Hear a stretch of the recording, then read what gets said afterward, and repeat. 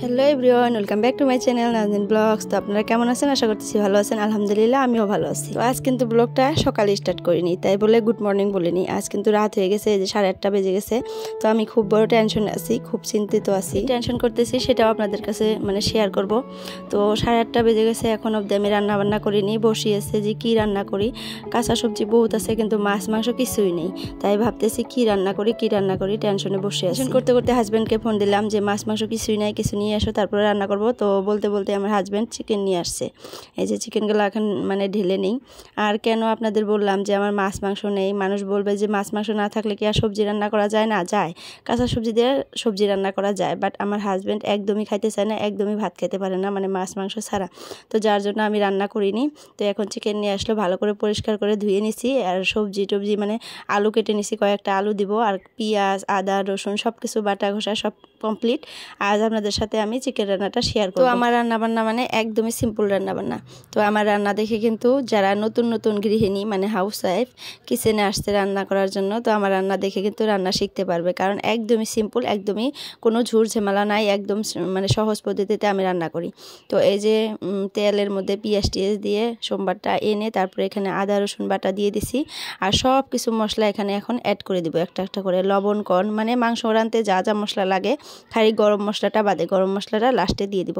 তো এখানে সব মশলা দিয়ে একটু পানি দিয়ে সুন্দর করে কষিয়ে নেব মশলাটা যেহেতু গুঁড়া মশলা একটু কষিয়ে নিলে পানি দিয়ে ভালো হয়। ডাইরেক্ট সবজিতে দিলে মশলাগুলো কেমন জানি উপরে ভেসে ভেসে থাকে, ভালো লাগে না খাইতে। তো একটু পানি দিয়ে দিলাম, আর একটু পানি দিয়ে দিব, দিয়ে ঢাকনা মেরে দিব। তো ঢাকনা মেরে দিছিলাম। এখন যে পানিটা শুকিয়ে আসছে, দেখবেন যখন মশলার উপর দিয়ে তেল উঠে এসে ভেসে আসে, তখন যে কোনো সবজি হোক ওই মশলার উপরে দিয়ে দিবেন। তো এরকম করে দিয়ে দিলাম। আর আলুগুলো আজ আমি ভাজি নেই, কারণ নতুন আলুর কোনো গন্ধ বাসনা নাই। পুরান আলু হলে অল্প সেন্ট করে, তো তেল দিয়ে আর একটু হলুদ দিয়ে ভেজে নিলে ভালো হয়। তো আজকে আমার যেহেতু নতুন আলু, তাই আমি আর ভাজি নিয়ে এক্সট্রা করে একদম সহজ পদ্ধতিতে বললাম না, তাই একবারই দিয়ে দিচ্ছি। আর আমরা কিন্তু ব্রয়লারের মাংস খাই না, যখন দেখি কিছুই নাই, রাত হয়ে গেছে, তখন একটু করে নিয়ে আসে। তো আজকে হাজব্যান্ড আধা কেজির মতো নিয়ে আসছে, যেহেতু আমার ছেলে ভালো পায়, চিকেন যে এত ভালোবাসে ও কি বলবো। তো এরকম করে রান্না করে যদি ওর জন্য আমি এক্সট্রা করে বাটিতে রেখে দেই, ও 2-3 বার ভাত খাবে এই মাংস দিয়ে। তো এই যে কষিয়ে নিছি, সুন্দর করে কষিয়ে নিছি। আলুটাও একদম হালকা হালকা সিদ্ধ হয়ে আসছে।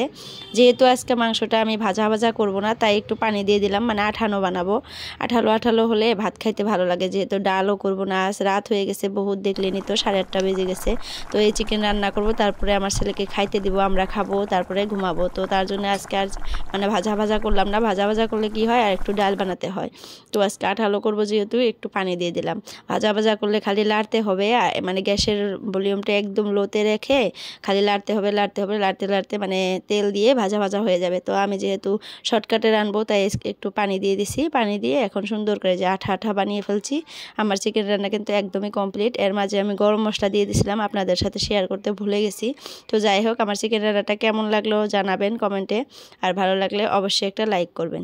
তো আমার রান্নাবান্না শেষ, খাওয়া দাওয়া প্রায় কমপ্লিট। আমার মেয়ে দেখেন কোন জায়গায় বসে বসে খেলতেছে, দেখছেন? এত দুষ্টু হইতেছে, দিন দিন বড় হইতেছে, কি আর বলবো। যাই হোক, আজকের জন্য এতটুকুই। গুড নাইট, সবাই সুস্থ থাকবেন, ভালো থাকবেন, আল্লাহ হাফিজ। আর আমাদের জন্য বেশি বেশি করে দোয়া করবেন।